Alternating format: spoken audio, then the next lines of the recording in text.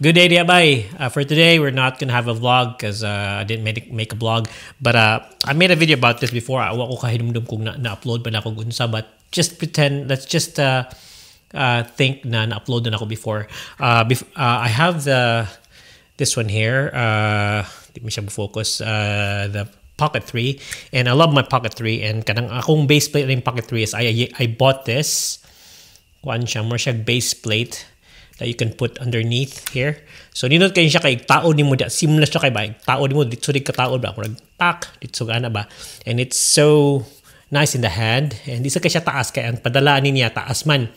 Thing is karon sige na ako gamit tungod siya ka smooth mainana na nako dali siya matangtang. I don't know if it's a good thing or it's a bad thing, but ganahan ko niya kay quick na ako mataod. I bought this one before. This is Walay brand, so you can just connect it here. Ang problema na ko niya is inig-connect nimo mo pang pugson ba, mo pang mo pugson. So once it's there, di siya mataod kay kalit mo tungod tingin siya kung sa skin sa akong ibutang, but once mataod siya nindot kini siya kay ang ihang features for this is aside from maka-charge ka diri sa likod, na siya arca bottom, so pwede nimo i-connect og arca clamps.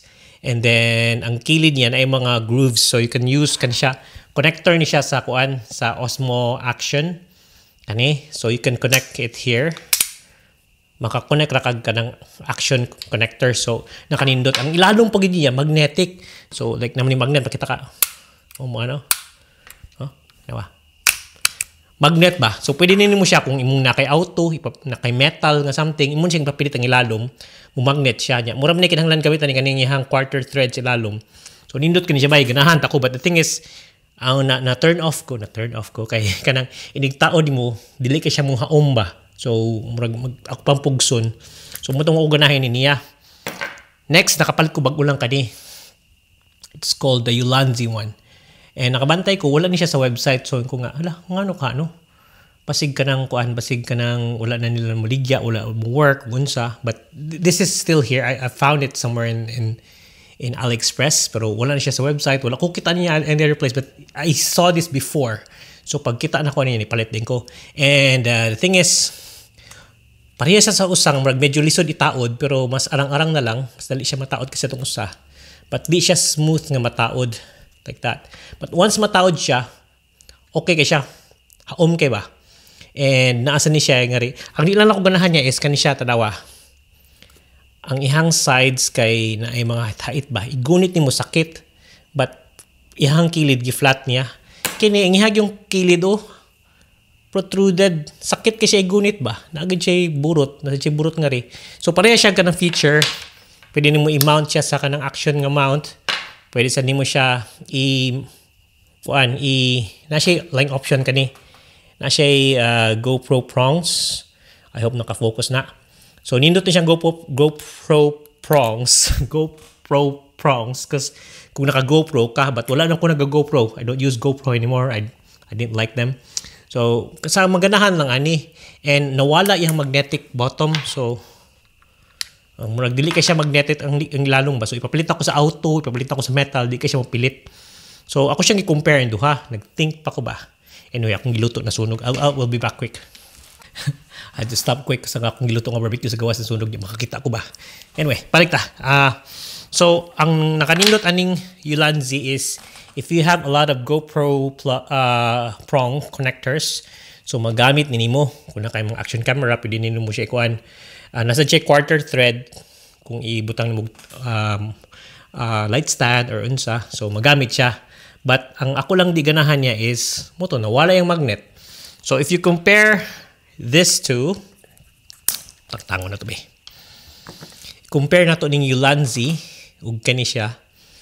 Ganahan ko sa duha kay pwede ka mo gamit sa Arca base. Namsa siya Arca base connector. Blurry man. Na siya Arca base connector. So nindot na siya. Nasaan ni siya Arca base connector. So kung kanang sa tripod nimo nga na kay Arca connectors, nindot ni siya. And then kani siya kay magnetic ang ilalom, kini kay GoPro ang ilalom, GoPro prong. So mas prefer ko ang magnetic kasi magamit ako pirmi. Wala man ko ay GoPro nga gamit. Pero ikaw kung nakay daghang GoPro nga gears, GoPro nga stuff, magamit nimo. So also ang ihang difference is itan-aw nimo ana. box kitanawon siya ba. Pero taning usa na siya gamay curve. And nakabat ang kanisa siya kay hait ang iyang side so kani hait kani gunit nimo kay mo yan sim kamot. So mura siya hotspot ba. Kini siya sa ubos ra. So kani mura siya gi-flat nila ngari. So kung papilion ko sa duha kaning sa Ulanzi mo ba ni? Mo sa Ulanzi or kani siya, I prefer kani siya kay magnetic ang ilalom mas gagamit nako. But wala ko ganahing igunit nako na siya mura hotspot ba. So what's gonna happen is I'm gonna go back to the original one that I have. Kani siya. I have 2 of these. Wala ni siya brand. Ako lang may taon. But I like this kasi kanang inigbutang nimo sa imong kuan. Purmar siya ba? Wala siya hotspot. And medyo nasa siya weight. Mas bugatid siya. Wala lang siya magnet nito. Kung napala ni siya magnet ilalom, the best na niya. I can let go of the Arca connectors at the back. I can let go of the GoPro connectors kung magnetic lang yung ilalom. Swak ka siya. May mag-update sila ba dyan? Magnetic ang ilalong. But as of now, I'm really back to this. This is my favorite. And yeah. Also, I just want to tell you guys na wala akong ma-sponsor din mga tawhana. I bought this with my own money. And yeah.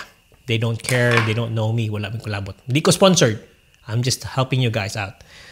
So, in saying that, this is up for grabs. I can sell this. Or unsa, we could have a deal, whatever. I'm selling this also. I might use this, but I don't know. It's not used. So if anyone likes this, just tell me and we can strike a deal or whatever. Anyway, mura na siya, bye. Ayaw mo. Pagtiyoso na kong lutong barbecue.